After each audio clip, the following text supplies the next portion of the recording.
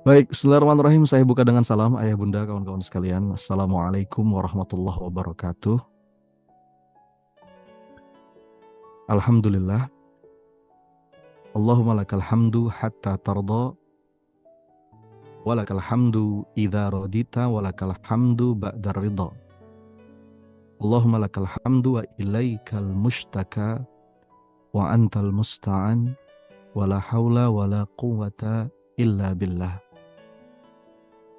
Allahumma salli wa sallim wa barik ala Muhammad wa ala alihi wa ashabihi ajma'in. Subhanaka la ilma lana illa ma 'allamtana innaka antal alimul hakim. Alhamdulillah Bapak Ibu, teman-teman sekalian. Apa kabar malam hari ini? Ini kayaknya muka saya agak kurang pas nih Mas Redo di frame layar nih. Mesti digeser-geser kayaknya nih. Iya. Sehat-sehat ya? Boleh tulis satu kata yang mewakili kabar Anda malam hari ini. Alhamdulillah. Masya Allah. Sehat, bahagia, khawatir. Apa yang sedang dikhawatirkan? Apakah tema malam hari ini relate dengan yang sedang Bapak Ibu dan kawan-kawan rasakan? Saya rasa ini common pain ya. Ini pasti pernah kita rasakan. Rumit. Lagi ada kekhawatiran. Jadi sebagaimana yang saya janjikan di Kamis pekan lalu ya. Webinar kita malam hari ini masih dalam rangkaian seri Lapang Dada menuju mentorship Lapang Dada. Sedikit informasi buat teman-teman, insya Allah mentorship Lapang Dada batch kedua akan kita mulai bentar lagi nih, hari Sabtu besok, tanggal 16 September. Jadi yuk ikut bagi yang berkenan untuk kita kupas lebih dalam di kelas mentorship. 17 kali sesi live, 40 hari pendampingan lewat grup WhatsApp. Kita sama-sama berlatih bareng menumbuhkan dada yang lapang. Dan rangkaian webinar ini menuju ke sana. Kita bangun pelan-pelan fondasinya. Alhamdulillah ada yang lagi sakit pinggang, ada yang lagi kurang sehat. Mudah-mudahan siapapun yang sedang sakit, Allah kasih kesembuhan dan sakitnya jadi jalan penggugur dosa. Amin ya rabbal alamin. Link daftarnya cukup klik ini aja Bapak Ibu, lapangdada.com. Jadi buka browser, klik aja lapangdada.com, nanti ada arahan jelas di situ. Terhubung nanti langsung ke WhatsApp. Gitu ya. Hari Kamis pekan lalu kita bahas tentang la tahzan atau jangan sedih. Dan malam hari ini yang akan coba kita bahas adalah la takhaf atau jangan khawatir. Ya. Dan ini sebetulnya saling berkaitan. Masih ingat nggak sebagaimana yang pekan lalu sempat saya sampaikan, setidaknya dari sekian banyak belenggu dalam diri, induknya itu ada 3. Yang pertama itu al-ghadab, ya, al-ghadab itu belenggu amarah, dendam, kebencian, ya. Nah itu 3-tiganya ini bisa jadi kendaraan setan kalau nggak kita waspadai. Semua harus pada porsinya. Sebagai manusia kita pasti merasakan semua ini. Tapi jangan sampai itu jadi belenggu yang akhirnya menyesakkan dada kita. Makanya perlu kita lepas. Ya. Kemudian belenggu yang kedua itu al-huznu wal jaz'u, atau sedih, kecewa, duka, bahkan sampai depresi, naudzubillah. Ya. Nah, di situ ilustrasinya hati yang patah hati. Kemudian, nah ini sudah kita bahas kemarin ya, beberapa kaidah-kaidah penting untuk bisa mengatasi kesedihan. Ada yang masih ingat rumusnya apa? Kaidah untuk mengatasi kesedihan yang kemarin kita kupas? ABC. Apa itu ABC? Akui, ngaku, kenali rasa itu, sadari itu, kemudian terima itu, izinkan itu, gak perlu ditolak. Allow yourself to be human. Kemudian beri waktu, jeda. Dalam jeda itu kita melakukan self reflection. Dalam jeda kita berinteraksi dengan Quran, ya. Dan curhat. Curhat itu mengadu kepada Allah. Karena Allah lah sebaik-baik tempat curhat. Jadi teman-teman bisa melihat, bagi yang pekan lalu belum hadir, rekamannya di channel YouTube PP Institute juga ada, tinggal diputar ulang ya. Atau linknya ada di channel Telegram saya. Atau di channel Instagram juga ada, saluran Instagram ya. Dan yang ketiga yang coba akan kita kupas malam hari ini kawan sekalian adalah al-khauf wal faz'u. Apa itu al-khauf wal faz'u? Rasa takut, rasa cemas, rasa khawatir. Ya, tadi juga ada yang sempat mention ya, anxiety.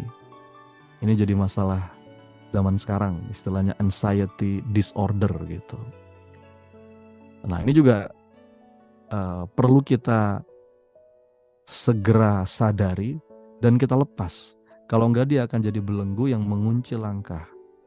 Di antara kerjaannya setan itu kan memang nakut-nakutin kita. Semua dibikin takut. Makanya di situ saya ilustrasinya itu hati yang mengkerut gitu. Hati yang ketakutan.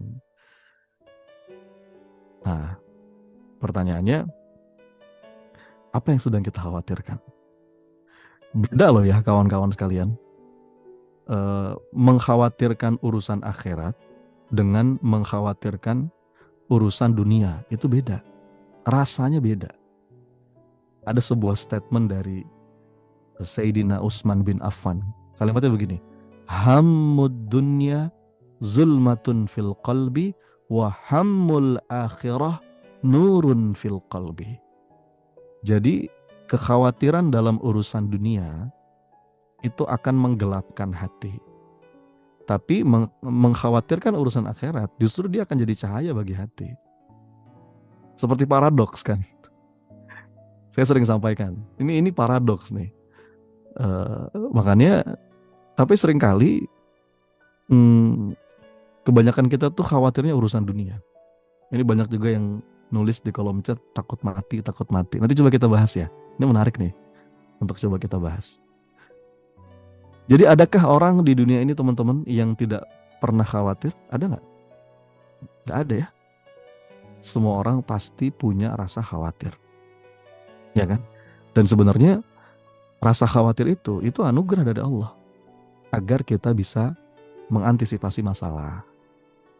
Ya. Jadi hidup dalam ketakutan itu sebuah keniscayaan. Apalagi di zaman sekarang nih teman-teman. Setiap hari ya, sekarang kita hidup di era informasi. No boundaries, tidak ada batasan, tidak ada sekat. Kabar yang terjadi di belahan dunia manapun dalam hitungan detik kita bisa tahu saat ini juga. Dan setiap hari yang sering kita dengar tuh kabar buruk, berita-berita buruk, bener gak sih? Memang berita yang kayak gitu-gitu tuh buat media tuh menarik banget. Iya enggak? Ada satu kaidah dalam media itu, bad news is a good news gitu. Berita buruk itu baik. Makanya kalau berita buruk tuh cepat disebar. Ada tragedi, ada trauma, ada bencana, ada ketidakadilan, ada persaingan kanan kiri, dan akhirnya kabar-kabar itu membuat kita punya perasaan tidak merasa aman gitu. Betul nggak? Kita jadi nggak ngerasa aman. Nah akhirnya awalnya khawatir, membesar jadi rasa takut. Nah ketika rasa khawatir dan rasa takut ini digabung, akhirnya orang ngalamin yang namanya stres, bahkan stres yang kronis gitu. Dalam keadaan stres, seseorang itu bisa ngambil keputusan yang tidak bijak. Makanya ini efeknya bahaya. Kalau kita tenggelam dan terjebak dalam rasa ini akan berpengaruh terhadap kualitas hidup. Sangat-sangat berpengaruh dalam kualitas hidup. Betul nggak? Nah, maka kita harus belajar bagaimana caranya kita mengendalikan rasa takut itu dan bagaimana caranya kita bisa ngejalanin hidup tuh dengan lebih lega gitu teman-teman. Pengen nggak ngejalanin hidup lebih lega gitu? Pengen ya? Dan bagaimanapun juga kawan-kawan, rugi kalau kita hidup tuh selalu khawatir. dikit-dikit khawatir, dikit-dikit cemas. Ya, sebenarnya rumusnya ada dua sih. Kalau kata salah seorang guru kami itu, kekhawatiran tuh punya dua dimensi. Apa itu? Yang pertama keinginan, yang kedua ketidakpastian. Apa? Keinginan, ketidakpastian. Ketika keinginannya tinggi dan ketidakpastiannya tinggi, maka khawatirnya juga akan tinggi, kan gitu. Tapi kalau kita bisa mengelola ini, keinginan yang tidak pada tempatnya dan segala ketidakpastian itu kita serahkan kepada Allah. Nah, ini skill ini akan membuat kita lebih mampu untuk mengendalikan berbagai macam ketakutan. Tapi prinsipnya sama. Prinsipnya yang pertama itu kita perlu mengakui apapun yang kita rasa. Jadi mengenali, kalau khawatir ya akui, sadari bahwa kita tuh sedang khawatir. Karena ketika kita sudah mau mengakui itu, jadi kita punya kekuatan untuk mengendalikannya. Ya kalau perlu kita utarakan kondisi itu. Ya, yang pertama cerita sama Allah, yang kedua mungkin cerita sama orang yang bisa dipercaya untuk kemudian sebagai jalan ikhtiar kita. Begitu ya. Ada saya mungkin mulai dari sini teman-teman. Kenapa terlalu banyak khawatir itu bisa bahaya kalau nggak segera kita kendalikan gitu ya.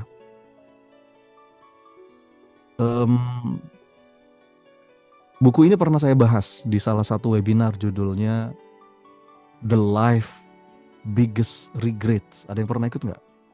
Webinar saya judulnya The Life Biggest Regret. Apa itu? Kesalahan terbesar dalam hidup. Jadi di webinar ini saya ngebahas ada salah satu buku, bagus banget ini, yang ditulis oleh seorang suster, namanya Suster Brownie gitu. Jadi dia itu seorang perawat yang ngurusin pasien-pasien paliatif. Teman-teman tahu apa itu pasien paliatif? Ada nggak di sini yang dari tenaga kesehatan? Pasien paliatif itu pasien yang udah punya penyakit kronis yang secara medis tuh nggak mungkin bisa sembuh. Jadi cara perawatan beliau di rumah sakit itu ya cuman meningkatkan sisa-sisa umurnya aja gitu. Nah, dalam proses Suster Brownie ini berinteraksi dengan pasien-pasien yang sudah tidak bisa sembuh lagi itu, dia banyak ngobrol gitu. Apa sih yang selama ini kamu sesali dalam hidup? Kira-kira kalau ada yang bisa diubah, apa yang pengen diubah? Tujuannya pengen ngambil pelajaran. Dan dia tulis dalam buku ini bagus banget nih. Tapi ada menarik dalam konteks ini, kawan-kawan sekalian. Dalam konteks ini, di antara hal terbesar yang mereka sesali adalah karena mereka terlalu sering, terlalu banyak menghabiskan waktu untuk mencemaskan atau mengkhawatirkan hal-hal yang sebenarnya nggak semestinya kita khawatirkan. Sampai akhirnya nggak menikmati begitu banyak karunia dari Tuhan, kata mereka gitu. Ya. Jadi terlalu sering cemas, terlalu sering khawatir, itu salah satu penyesalan terbesar mereka. Too much time on worrying. Ini bahasa mereka. Ya. I wish I had, ya. Aku berharap aku bisa lebih menikmati hidup gitu, nggak terlalu banyak cemas. Nah, ini menarik nih, teman-teman sekalian. Jadi kita perlu mengendalikan ini. Kita perlu mengelola rasa ini agar ujungnya nanti tidak menjadi penyesalan. Ya. Nah, dalam beberapa kesempatan dan survei yang saya lakukan, dari sekian banyak kekhawatiran, ketakutan, kecemasan, itu jawaban yang paling umum yang saya temukan itu ada 4. Teman-teman kira-kira ngalamin nggak 4 ketakutan atau kecemasan ini? Yang pertama, khawatir, takut, cemas menghadapi kehidupan. Yang kedua, menghadapi kehilangan. Yang ketiga, menghadapi perubahan. Dan yang keempat, menghadapi kematian. Bentar, cek sound dulu nih. Suara saya aman kan ya? Soalnya mic saya udah gede nih. Dan saya dekat sama mic saya nih. Aman ya? Jernih ya? Nah, berarti kalau yang nggak aman, boleh jadi kemungkinan sinyal dari sana, ya. Atau mungkin jangan-jangan ada telepon masuk, itu bisa otomatis volume Zoom meetingnya jadi berkurang. Gitu. Aman ya, betul ya, jelas ya. Karena ini udah deket banget ini. Yang di YouTube juga aman ya. Boleh tinggalkan di kolom chat. Sampai mana tadi? Nah ini 4 kekhawatiran, ketakutan, kecemasan sebagian besar orang yang setidaknya saya coba ajak ngobrol. Nggak, saya mau pastikan dulu kawan-kawan. Ini relate nggak dengan kita? Ada nggak di antara 4 ini yang juga sedang teman-teman rasakan? Ada nggak? Minimal salah satu. Atau jangan-jangan empat-empatnya. Takut menghadapi kehidupan, takut menghadapi perubahan, takut menghadapi kehilangan, dan yang terakhir, takut menghadapi kematian. Begitu kan? Nah, berarti relate ya. Bahasan kita relate ya malam hari ini ya. Sesuai dengan kebutuhan Anda ya. Jadi siap ya malam hari ini nyimak sampai akhir ya insya Allah ya. Kalau siap katakan bismillah di kolom chat. Teman-teman yang di YouTube juga tulis. Siap bismillah. Sambil saya minum dulu. Bismillah.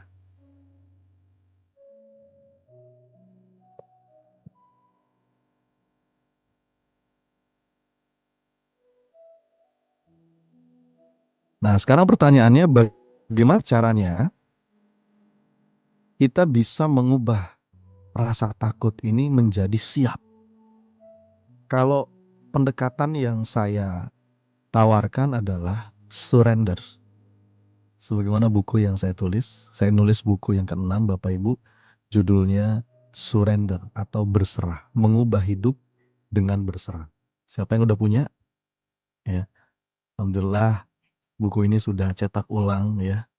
Saya rasa dalam waktu dekat akan cetak ulang lagi yang ketiga ini. Terima kasih atas apresiasi dari para pembaca sekalian. Bagi yang belum punya bukunya, monggo bisa didapatkan di PPA Book. Cari aja di Instagram PPA Book atau cari aja di marketplace. Kayaknya sih banyak yang jual itu buku Surrender. Nah itu saya kupas tuntas diantaranya tentang bahasan ini. Bagaimana kita bisa mengubah takut menjadi siap dengan berserah. Berserah itu penawarnya kawan-kawan. Mengubah hidup dengan berserah. Bagaimana kita bisa menitipkan segala kekhawatiran kita kepada Allah. Gitu. Dan sebenarnya eh, apa sih yang paling kita khawatirkan? Coba kita kupas pelan-pelan ya, teman-teman yang dirahmati Allah. Ada sebuah kalimat dari Imam Al-Ghazali yang ini buat saya, kalimat ini sangat mendamaikan, sangat menenteramkan, sangat menenangkan. Ya, what yours will find you. Apa yang memang ditakdirkan menjadi milikmu, maka dia akan menemukanmu. Segala sesuatu yang ditakdirkan untukmu akan sampai kepadamu, meskipun jaraknya denganmu sejauh 2 gunung. Tapi segala sesuatu yang tidak ditakdirkan untukmu tidak akan sampai kepadamu, meskipun jaraknya denganmu dekat sedekat 2 bibir. Jadi tenang aja, teman-teman. Kita berikhtiar, tapi dengan dada yang lapang. Ya. Berserah lapang dada, itu beriringan dengan fisik yang terus bergerak. Kemarin ketika saya tablik akbar di Solo ya, di acara miladnya FKM bersama Mas Ari Untung, ada sebuah pertanyaan yang menarik. Mas Oni, kapan, apa batasannya? Kapan saya harus berlapang dada? Kapan saya harus fight? Kata dia begitu. Loh, saya bilang kenapa lapang dada itu harus diversuskan dengan fighting spirit? Itu beriringan. Bagaimana raga kita itu fight, tapi batin kita itu lapang. Bagaimana secara fisik kita itu bergerak, berkeringat, sungguh-sungguh, memberikan yang terbaik, tapi hatinya tenang, jiwanya berserah. Karena ini salah satunya. Dan saya juga sering sampaikan di banyak kesempatan. Sebetulnya kan berserah itu adalah manifestasi tertinggi dari kepercayaan kita kepada Allah. Benar nggak? Kalau kita nggak percaya, kita nggak mau bisa berserah. Ya. Dan ini gandengan. Ya. Semakin bulat, semakin penuh tingkat kepercayaan kita, maka semakin utuh keberserahan kita kepada Allah.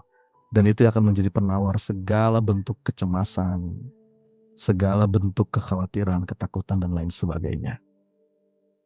Gitu teman-teman. Nah ini dia nih.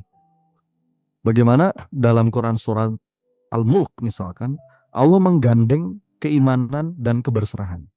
Qul Ar-Rahmanu amanna bihi wa alaihi tawakkalna. Katakan, dialah Allah Ar-Rahman. Kepadanya aku beriman dan kepadanya aku bertawakal, berserah. Artinya memang belief dan surrender ini gandengan jadi satu, nggak terpisah. Kita nggak mungkin bisa berserah sebelum kita percaya. Sekarang saya mau nanya Bapak Ibu, Ayah Bunda yang dirahmati Allah. Anda kalau mau nitip barang atau Anda mau menyerahkan satu barang, itu kira-kira kepada siapa? Kepada orang yang Anda percaya kan? Jadi fondasinya memang yang perlu kita bangun ini adalah belief sistemnya dulu. Keyakinan yang utuh, terutama keyakinan kepada Allah. Itu. Dan memang yakin itu berlevel-level sih. Masalahnya tingkat kepercayaan seorang hamba itu memang berbeda-beda. Nah, kalau yang saya pahami paling tidak ada 4 nih. Tapi 4 level ini perlu kita sadari. Ini kira-kira kita baru sampai di level mana gitu. Yang pertama ada orang yang sekedar percaya Allah itu ada. Nomor satu ini basic, minimal dong. Ya nggak? Kalau yang nomor satu ini aja kita nggak yakin ya berarti kita ateis. Ya, berarti kita nggak jelas gitu. Insya Allah nomor satu kita percaya betul. Wong alam semesta ini adalah bukti keberadaan Allah. Ya, bagaimana mungkin alam semesta yang apa namanya sedemikian indah dan sangat teratur ya, tapi tidak ada penciptanya, nggak mungkin. Jadi sebetulnya dengan akal pun kita bisa menemukan Allah. Kalau logika sederhananya orang-orang Badui kan begini, ada kotoran unta, berarti ada unta, ya nggak? Ini ada kotoran unta nih, berarti ini ada unta lewat, kan logikanya gitu aja. Lah sekarang ini bumi begitu banyak yang kita lihat, alam semesta jelas, sangat teratur, maka nggak mungkin kalau nggak ada yang menciptakan dan nggak ada yang mengatur. Jadi level satu, dengan logik sederhana saja, sebetulnya banyak sekali dalil-dalil ateis yang bisa kita patahkan gitu. Tapi kan kita nggak cuma berhenti di situ, kita naik level dong. Bukan cuma percaya Allah itu ada, tapi percaya Allah pasti ngejaga kita.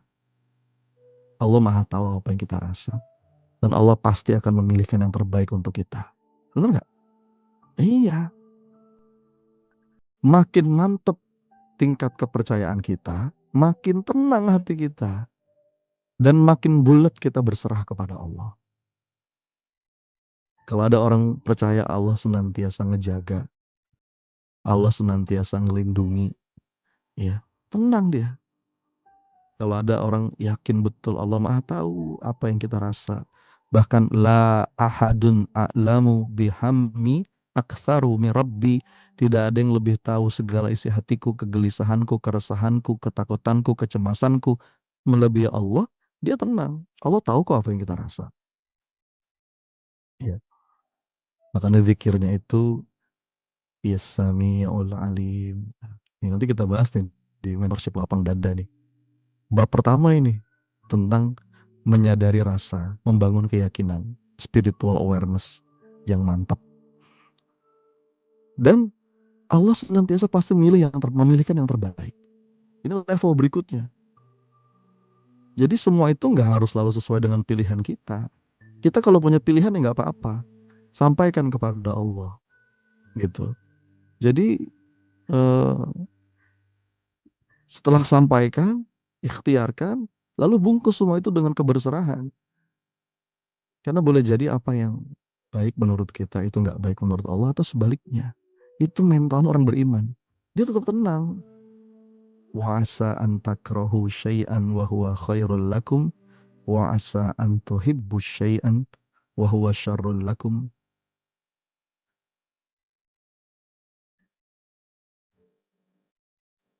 Wallahu ya'lamu wa antum la ta'lamun. Jadi pasti Allah memilih yang terbaik. Allah yang Maha tahu. Kadang-kadang kita kepengen A dan kita ngotot pengen A. Tapi menurut ilmunya Allah, B itu mungkin yang lebih baik buat kita. Makanya ada kalimat yang sangat indah dari Syekh Ibnu atau Sakandari dalam kitab Al-Hikam. Beliau bilang begini, La yakun ta'akhuru amadil ata ma'al ilhahi fid du'a mujiban liya'sik. Jangan sampai seakan-akan keterlambatan pengabulan Allah, diakhirkannya pengabulan Allah atas doa yang sudah sungguh-sungguh engkau lantunkan, lalu membuat engkau putus asa. Jangan. Kenapa? Fahuwa dhaminalakal ijabah. Karena Allah telah menjamin pengabulan doa. Allah sudah menjamin pengabulan doa. Ada lanjutan kalimatnya. Apa lanjutan kalimatnya? Fima yakhtaruhu lak la fima takhtaru li nafsik. Dengan apa yang dia pilih untukmu dan bukan dengan apa yang kau pilih. Wa fil waqtil ladzi yurid la fil waqtil ladzi turid. Ya. Pada waktu yang dia kehendaki, bukan pada waktu yang kau kehendaki. Jadi relax aja. Kadang-kadang ya Bapak Ibu, bentuk pengabulan doa kita itu kita dihindarkan dari musibah. Saya sering sampaikan ini. Nggak ada yang tahu loh. Siapa tahu harusnya kemarin kita kecelakaan. Bisa jadi nggak? Bisa jadi itu. Kemarin kita kecelakaan. Tapi ada doa kita lain. Doa kita yang lain. Yang seakan itu nggak dikabulkan nampaknya. Tapi ternyata memang doa itu Allah jadikan penolak bala. Nah ini masalah level keyakinan ini. Iya. Dan kalau ngomongin rukun iman, ini masuk juga pada bahasan iman kepada qada dan qadar. Betul. Ini Bu Novi ya, betul. Kadang-kadang masalah kita tuh di rukun iman yang terakhir. Iman kepada Allah, oke. Iman kepada Rasul, iman kepada kitab, iman kepada malaikat, iman kepada hari akhir, ya, itu oke. Tapi ketika masuk pada bahasan iman kepada qada dan qadar, nah kondisi umat hari ini banyak yang dalam tanda petik cacat ini, ya. Jadi bagaimana kita bisa menaikkan level kepercayaan kita, ya. Teman-teman, saya mau cerita nih, saya mau bongkar rahasia, boleh nggak? Ini udah jadi rahasia umum sih kalau sekarang ya. Tapi masih banyak orang yang belum tahu dan beberapa orang malah nggak percaya. Saya kalau di beberapa kelas saya suka cerita ini. Eh, saya itu dulu termasuk orang yang takut ketinggian. Bukan dulu sih, sampai sekarang juga gitu. Ya, takut ketinggian, termasuk takut naik pesawat. Ya, kalau kalau saya ngomong sekarang, beberapa orang nggak percaya. Lo masa ini kan kerjaannya tiap hari naik pesawat. Saya saya jadi trainer sejak tahun 2000, 2014, 2015 lah resminya itu. Itu sampai sekarang apa namanya? eh, nonstop tuh ya. Wasilah wasilah PP Institute. Saya seminggu bisa 2-3 kali itu ganti-ganti pesawat. Belum lagi tugas dampingin jamaah umroh ya. 9 jam di udara. Banyak orang nggak percaya kalau saya itu dulu apa namanya takut naik pesawat. Jangankan naik pesawat, saya kalau ke apa wahana-wahana hiburan itu teman-teman, itu naik roller coaster tuh agak-agak takut saya. Ya, ini rahasia kita-kita aja ya. Tapi teman-teman tahu nggak bagaimana cara saya untuk bisa melepaskan ketakutan itu? Kalau saya Caranya doa sama Allah. Iya. Saya sampai cari itu betul. Ada nggak sih doa-doa yang itu relate betul dengan segala ketakutan saya? Oh, saya nemu. Ternyata doanya ada. Saya sampai hafalin doa ini. Ya. Orang itu kan kalau takut itu kan mikirnya macam-macam ya. Dan Masya Allah, Rasul kita luar biasa. Doanya ada loh. Saya sampai hafalin betul. Allahumma inni a'udzubika minat taraddi wal hadmi wal gharaqi wal hariq. Wa a'udzubika ayyatakhabbatani syaitan indal maut. Wa a'udzubika an amuta fi sabilika mutbiran. Wa a'udzubika an amuta ladighan. Ya Allah, aku berlindung kepadamu dari terjatuh, dari ketinggian, tenggelam, kebakar, tertimpa sesuatu. Itu kan yang kita takutin, benar nggak? Kita berlindung kepada Allah. Dan nggak tahu ya Bapak Ibu, saya tuh kalau udah doa sama Allah, habis itu udah tenang. Udah hilang rasa takut saya. Kenapa? Karena saya yakin betul Allah tuh dengerin doa saya. Dan Allah pasti jagain saya. Ya. Nggak mungkin. Wong saya minta tolong sama teman aja ditolongin kok. Ya.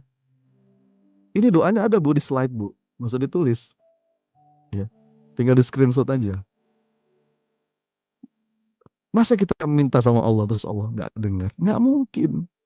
Atau mungkin doa yang setiap pagi petang tuh. Kalau kita banyak takut nanti begini nanti begitu, doa tuh yang zikir pagi petang. A'udzu bikalimatillahi tammati min syarri ma khalaq. Bismillahilladzi la yadurru ma'asmihi syai'un fil ardi wala fis sama wa huwas samiul alim. Bahkan ujung kalimatnya wa huwas samiul alim. Allah itu maha mendengar, Allah maha tahu, ya. Jadi kalau buat saya, doa itu obat cemas. Doa itu tanda percaya. Doa itu bukti berserah. Ya. Pokoknya gini, apapun yang sedang kita khawatirkan, bawa ke Allah. Dan harusnya setelah kita udah bawa ke Allah, sudah selesai. Jadi kita tuh kadang-kadang berdoa, tapi berdoa kayak seakan-akan nggak percaya.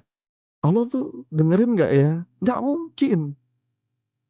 Allah itu As-Sami'ul Alim. Makanya kalau doa tuh dengan sepenuh yakin gitu. Yakin. Sudah. Allah pasti pilihkan yang terbaik. Allah pasti ngejaga kita. Allah maha tahu apa yang kita rasa. Maka saya tuh kegelisahan apapun, kekhawatiran apapun, itu saya bawa ke Allah. Khawatir rezeki, khawatir masa depan anak, gitu kan? Titip. Ya Hayyu ya Qayyum birahmatika astaghits wa aslih li sya'ni kullahu wa la takilni ila nafsi tarfata ainin. Jadi saya itu bisa, teman-teman, ini serius. Saya bisa bebas dari rasa fobia terhadap ketinggian. Itu cuman dengan terapi doa. Ya.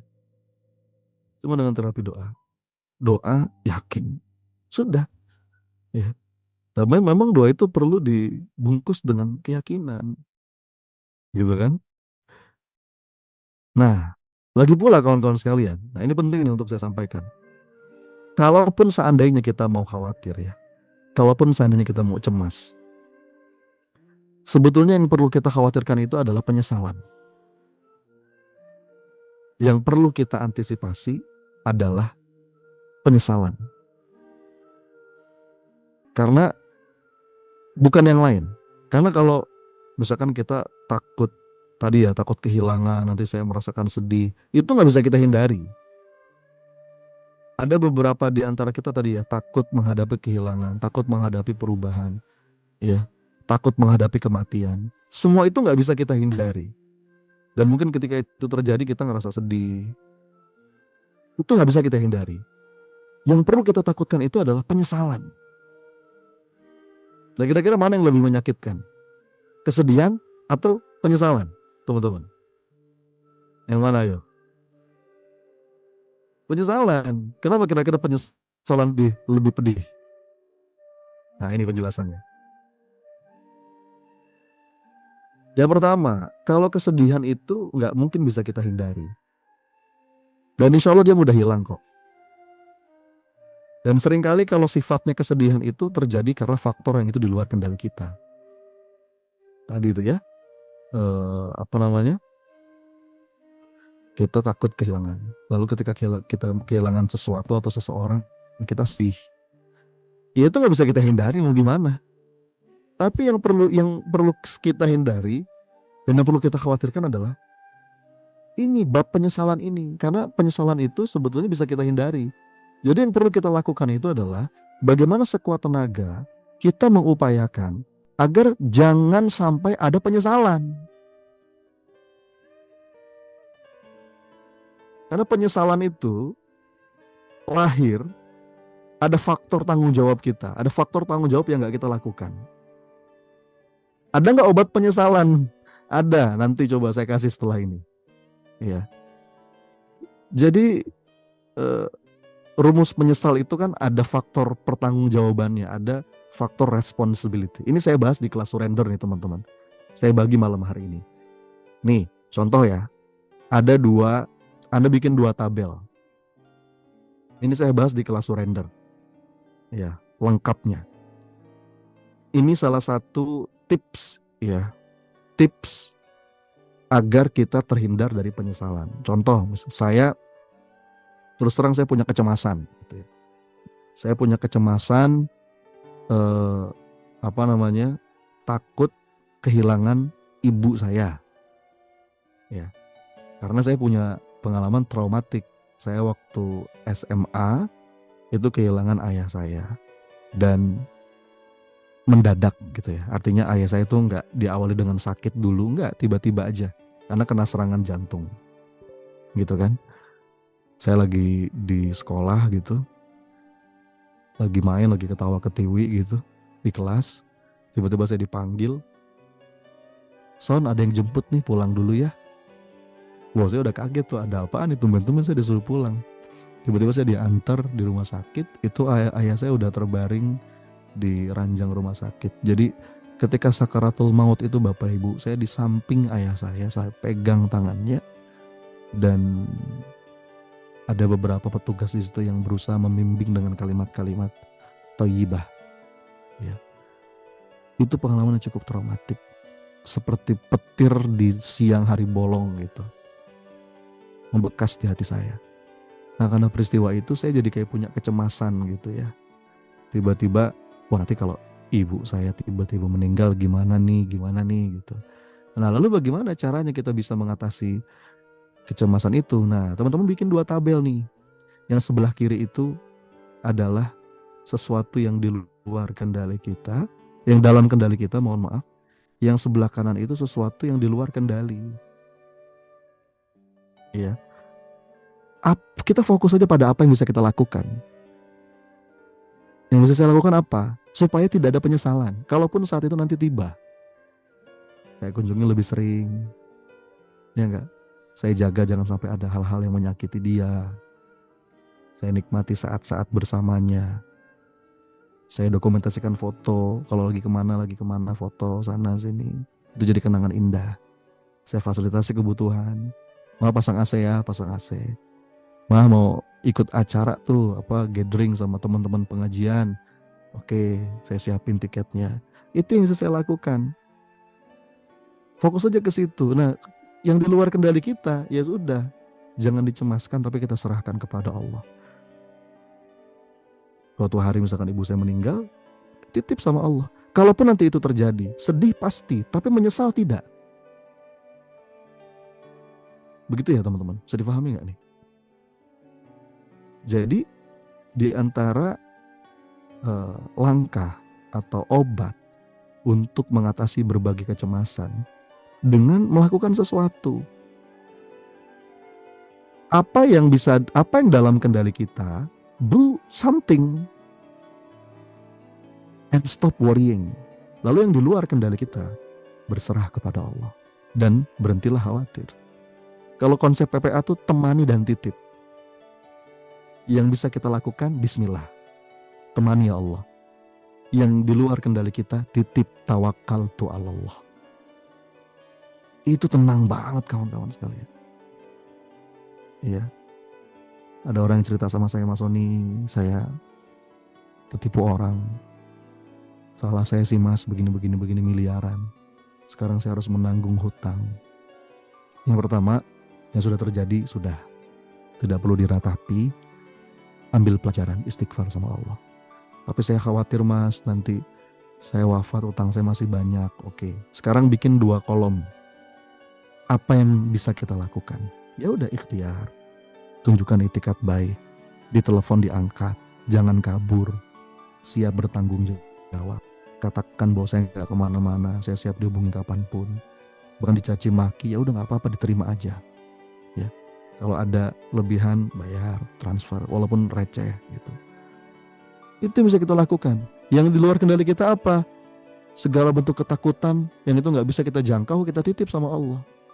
Suatu saat nanti Allah buka jalan, yakin dan titip sama Allah. Jadi ada can do, ada cannot do. Yang bisa dilakukan, lakukan sesuatu. Ya. Coba apa contoh yang sekarang teman-teman khawatirkan? Bagi menjadi 2 tabel ini, itu lebih menenangkan. Ya. Saya takut mas ujian gak lulus. Yang bisa dilakuin apa? Belajar. Ya udah belajar.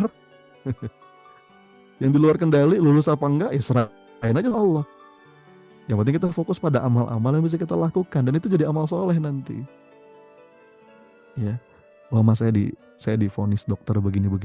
Oke, saya khawatir begini. Oke, apa yang bisa dilakukan? Berobat, ya udah berobat. Ya, terapi, ya udah terapi. Lakuin yang bisa kita lakuin. Ya, optimalkan di bab itu. Yang di luar kendali kita, apakah penyakit kita sembuh atau enggak? Nggak usah dicemaskan, titip aja sama Allah. Ya, jadi begitu. Ini penting nih. Ya, makanya tetap kalimatnya, kaidah awalnya diingat lagi. Tadi kan saya udah ngomong. Kadang-kadang kita tuh pengen A, kita maksa pengen A, pokoknya harus A. Nggak begitu, doa tuh nggak begitu kawan-kawan. Doa tuh bukan mendikte Allah. Doa itu mengungkapkan. Kita tuh kebanyakan kena sindrom tuh harus sitis. Seakan-akan kita doa A, seakan-akan harus dikabulkan A. Lalu kita ini siapa? Kita ini hamba. Dan Allah yang paling tahu apa yang terbaik untuk kita. Gitu. Ya. Siapa bilang sakit lebih buruk daripada sehat? Belum tentu loh. Kadang-kadang justru dalam keadaan sakit kita malah kejaga semuanya. Nggak bikin dosa. Iya nggak? Siapa bilang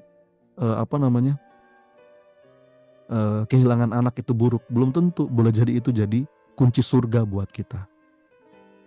Iya nggak? Ada sebuah hadis bahkan kata Allah, siapapun yang kehilangan buah hatinya, kemudian dia ridho dan dia mengucap innalillahi wa inna ilaihi rajiun, dia memuji Allah, maka Allah udah bangunkan rumah di surga untuknya. Jadi gini loh, kita tuh terkadang melihat sudut pandang baik atau tidaknya dengan kacamata nafsu kita. Enggak. Orang yang berserah tuh yakin tadi Allah senantiasa memilihkan yang terbaik. Ya. Bukankah salah satu wisdom yang paling tinggi dalam hidup itu kita ngaku kita ini terbatas dan kita menyerahkan masalah yang kita hadapi kepada Allah. Dan inilah ujian keimanan. Seringkali inilah ujian keimanan kawan-kawan sekalian. Jadi do something and stop worrying. Nah ini saya bahas nih di kelas surrender nih mengenai ini. Dan tentang kematian. Nah ini. Tadi kan juga banyak ya yang share di kolom chat, misalkan mencemaskan, mengkhawatirkan tentang kematian, dan setiap kita pasti ada rasa inilah ya. Oh, saya juga sama, setiap kita sama. Tapi mungkin ada beberapa sikap yang bisa kita bahas untuk mulai menatah hati kita. Ya, terkait dengan ketakutan kita, takut mati tadi ya. Ada 4 sikap nih terkait mati. Kenapa ini penting sih teman-teman? Ini mungkin topik yang aneh ya, kesannya untuk kita bahas. Tapi sangat penting loh untuk bisa menguasai topik ini. Setuju gak teman-teman? Ini topik yang jarang dibahas, tapi menurut saya sangat penting untuk kita bisa menguasai topik ini. Kenapa kira-kira? Karena setiap kita pasti mati. Betul nggak? Dan kita perlu panduan psikologis untuk menyikapi sebuah kepastian yang paling ditakuti dan dikhawatirkan banyak orang ini. Nah, makanya saya selalu menawarkan kaidah itu berserah. Maka dengan kita berserah, kita terhindar dari kekhawatiran yang tidak pada tempatnya, ya. Dengan kita berserah, justru hidup kita lebih produktif sepenuh hati. Ya. Nah, ada 4 sikap orang terkait mati. 1, lupa mati. Banyak gak orang yang kira-kira di yang nomor 1 ini, teman-teman? Banyak ya. Sikap yang pertama, melupakan kematian. Ini biasanya orang-orang yang udah mungkin yang gak beriman lah ya, udah gak percaya tentang kehidupan setelah kematian. Orang-orang yang cuma nganggep ya hidup itu mah cuma di sini doang. Kalau udah mati ya udah jadi tanah gitu kan. Mati ya udah mati, nggak ada apa-apa lagi. Ya, jadi mereka berusaha melupakan kematian, berusaha melupakan sebuah kenyataan bahwa mereka pada akhirnya akan mati, dan akhirnya mereka konsentrasikan energi hidupnya untuk hidup seenak mungkin, senikmat mungkin di dunia. Titik. Nah, itu sikap yang pertama. Ya enggak? Itu sikap yang pertama. Lalu sikap yang kedua. Nah, sikap yang kedua, takut mati. Ya. Ada yang di sini? Nah, ini ada beberapa sebab. Nanti coba kita bahas ya. Orang takut mati itu ada beberapa sebab. Kalau kita takut mati, kira-kira sebabnya apa? Yang pertama, sebabnya karena nggak kepingin segala kenikmatan yang sekarang ada hilang dan berhenti. Itu yang pertama. Yang kedua, mungkin sebabnya karena merasa amalnya belum cukup baik. Gitu kan? Jadi takut neraka. Ada lagi yang ketiga, takut khawatir orang-orang yang ditinggalin, mungkin anak misalkan. Siapa nanti yang ngurus gitu ya. Jangan-jangan nanti suami kawin lagi. Jadi ada banyak faktor orang itu takut mati. Sikap yang ketiga, ingin mati. Wah, ini kalau ini orang yang udah putus asa ya. Orang yang udah putus asa dan kayaknya udah nggak sanggup lagi ngejalanin hidup. Nah, ini apa ya? Pengen mengakhiri segera hidupnya gitu. Dan mereka berpikir kayaknya kalau hidup saya akhiri maka masalah saya berakhir pula. Padahal kata siapa? Yang ada masalah lebih berat gitu kan menanti setelah itu. Nah, gitu kan. Kemudian yang keempat, siap mati. Nah, ini jalan yang mudah-mudahan bisa kita coba latih. Ya enggak? Siap itu karena memang apa ya? Dia tidak ingin mati karena bosan hidup, enggak. Tapi ya dia siap kalaupun memang waktunya tiba, karena dia yakin kematian adalah pertemuan dengan Rob, Zat yang Maha Kasih. Nah, coba kira-kira dari 4 macam sikap ini teman-teman, kita masuk yang mana? Coba masuk yang mana?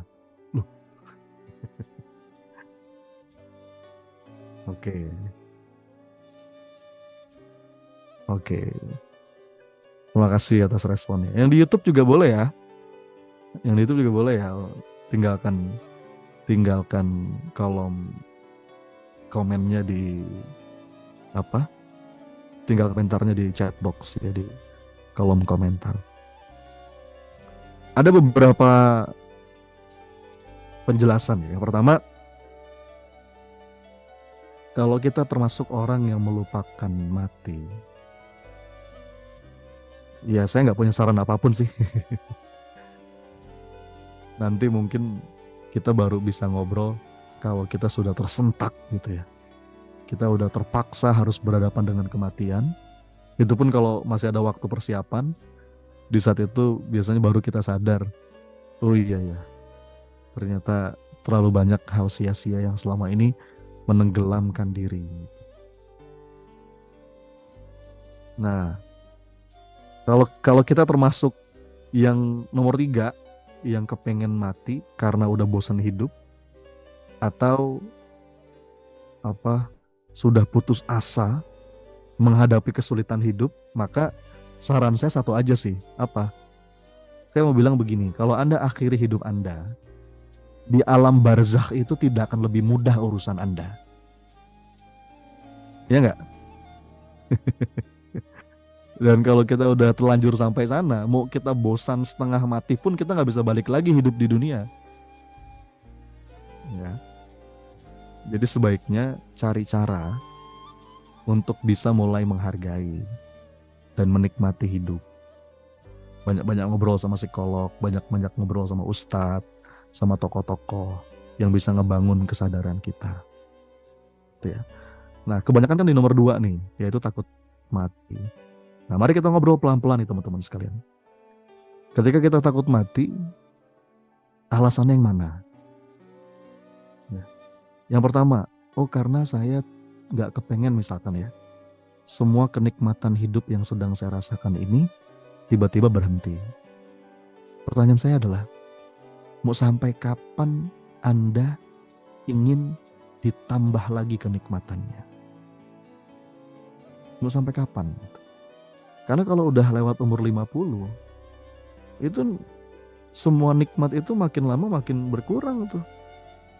Sampai akhirnya suka atau enggak kita dipaksa kalah sama umur. Ya. Yang kedua, kalau kita takut mati karena merasa amal baik kita belum cukup, dosa kita masih banyak, ya berarti sarannya apa? Ya udah, mulai dari sekarang hiduplah lebih baik, kurangi dosa, nambah ibadah, nambah amal soleh. Itu yang dalam kendali kita tadi, bener nggak? Dan nggak akan pernah ada satu kata cukup baik untuk mati. Karena kalaupun kita sudah merasa cukup baik, berarti kita bukan orang baik tuh.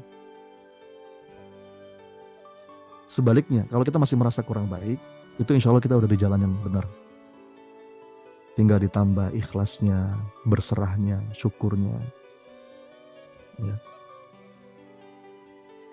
Dan kalau kita, saya merasa khawatir mas, nanti nasib orang-orang yang di sekitar saya, yang saya tinggalkan, anak-anak saya, kanan, kiri, depan, belakang. Saya mau bilang begini, loh emangnya siapa yang ngejaga dan ngasih rezeki orang-orang itu selama ini? Emangnya kita? Allah apa kita? Betapa banyak cerita anak-anak yatim itu justru malah sukses hidupnya. Bener nggak?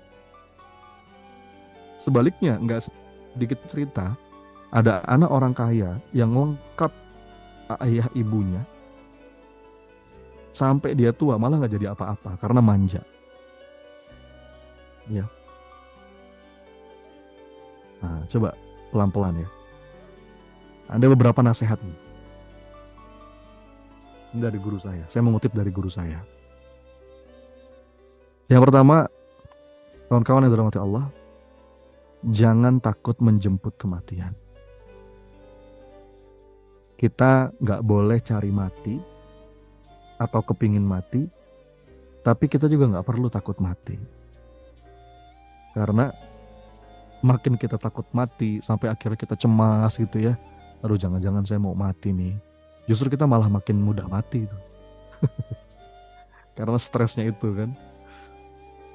Dan kalaupun kita hidup, kita akan menderita hidupnya. Kenapa? Karena kita didera oleh rasa takut itu terus. Kecemasan sepanjang hayat. Kalau kata guru kami, Bapak Ibu, sebetulnya kan mati itu adalah jembatan untuk bertemu dengan Sang Maha Kekasih. Jadi mestinya kita sambut dengan bahagia, ya, ketemu sama Allah yang selama ini ngurusin kita. Tapi mas, dosa saya masih banyak. Nanti dululah, nanti aja. Pertanyaan saya, emang yakin kalau waktunya ditambah, dosanya nggak nambah? Ya. Kalau emang sudah tahu begitu, ya udah segera tobat, jangan tunda-tunda. Ya. Kita ngomong bekal belum cukup mas, bekal belum cukup, tapi kita nggak berbenah, ya kan? Itu kan berarti omong kosong gitu. Kalau ngomong kayak gitu ya udah tobat, benahi semua, gitu kan?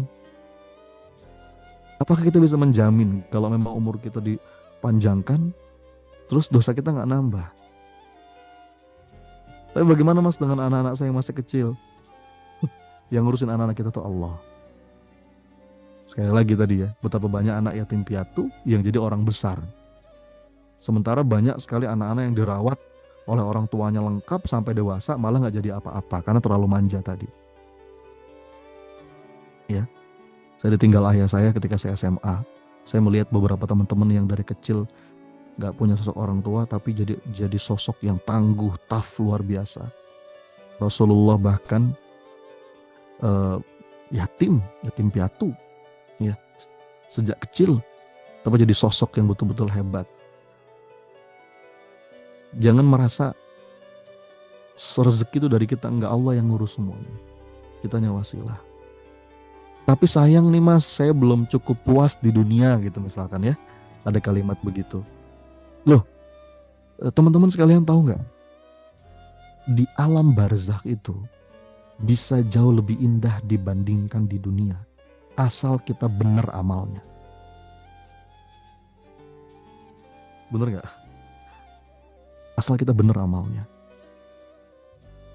Udah gitu nggak perlu pakai kerja, nggak harus ngurusin tetek bengek kerowetan hidup di dunia gitu. Makanya apa ya, santai. Dan ini perlu dilatih memang. Hadapilah kehidupan maupun kematian dengan hati yang rileks. Rayakan kehidupan, jalanin dengan semangat, dan sambutlah kematian. Dulu saya berpikir, kalau kita ngebahas tentang kematian tuh kayaknya bikin malas hidup. Justru sebaliknya. Orang yang ketika kita ngebahas bab ini, kita akan produktif karena kita sedang nyiapin bekal. Iya nggak? Jadi orang yang sudah lepas dari rasa takut ini, dia akan maksimal hidupnya gitu. Jadi orang yang ingat mati justru akan membuat dia semangat hidup. Karena dia tahu satu-satunya kesempatan untuk ngumpulin bekal itu adalah ketika hidup. Gitu. Lalu yang kedua, jangan terlalu sedih ketika ditinggal orang yang terkasih. Ya, pasti akan terjadi gitu. Yang penting do your best tadi. Masih ingat ya kolomnya ya? Apa yang dalam kendali kita lakuin yang terbaik. Do your best and be your best every day. Sehingga kalaupun saat itu tiba, kita sudah berusaha memberikan yang terbaik. Bersikap yang terbaik apa yang bisa kita lakukan. Nggak ada penyesalan. Ya, sedih boleh, sedihlah secukupnya. Menangis boleh, menangis saja sepuas-puasnya, nggak masalah. Asal nangisnya bukan nangis protes ya. Tapi nangis itu nangis ridho, nangis pasrah. Makin kita nggak terima, makin kita menderita. Tapi makin kita ridho, kita akan makin ngerasa lega. Jadi kawan-kawan sekalian, maksudnya apa? Hiduplah sepenuh-penuhnya hari ini gitu loh. Itu pesan saya sih. Untuk diri saya sendiri ya. Dan juga untuk semuanya. Hiduplah sepenuh-penuhnya hari ini. Fulfill. Jangan terlalu banyak takut terhadap apapun. Ya. Asal Allah nggak ninggalin kita, semuanya baik-baik saja. Ya. Dan ya, jalanilah hidup dengan cara terbaik.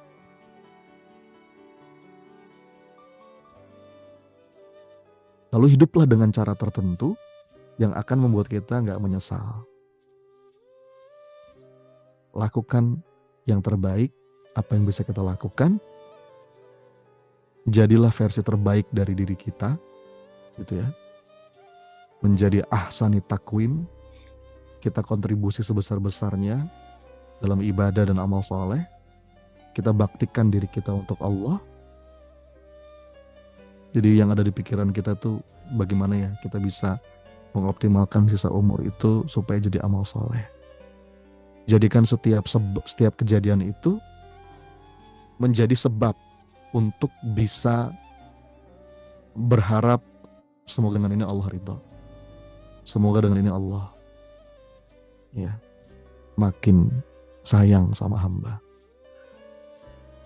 Begitu ya teman-teman dirahmati Allah. Nah, semoga barokah Dan infonya bisa cek di lapangdada.com atau ke admin ya yang memberikan Anda info tentang webinar kita malam hari ini. Semoga ya kelas Lapang Dada online karena itu 17 kali via Zoom 40 hari. Semoga barokah malam hari ini teman-teman, ada manfaatnya. Silakan putar ulang lagi rekamannya di YouTube-nya PP Institute, dan ini sudah mencapai 100.000 subscriber, Masya Allah. Barokah buat PP Institute, sudah sampai 100.000 subscriber. Jam berapa kalau mentorship Lapang Dada? Malam, insya Allah batch 2-nya Bada Isa seperti sekarang nih, 3 kali sepekan ya, dan itu ada rekamannya, jadi nggak usah khawatir kalau ada 1-2 kali kita berhalangan, rekamannya bisa kita lihat, bisa kita akses sampai kapanpun. Hatur nuhun teman-teman sekalian, saya kembalikan kepada Mas Yudit, semoga ada manfaatnya. Assalamualaikum warahmatullahi wabarakatuh.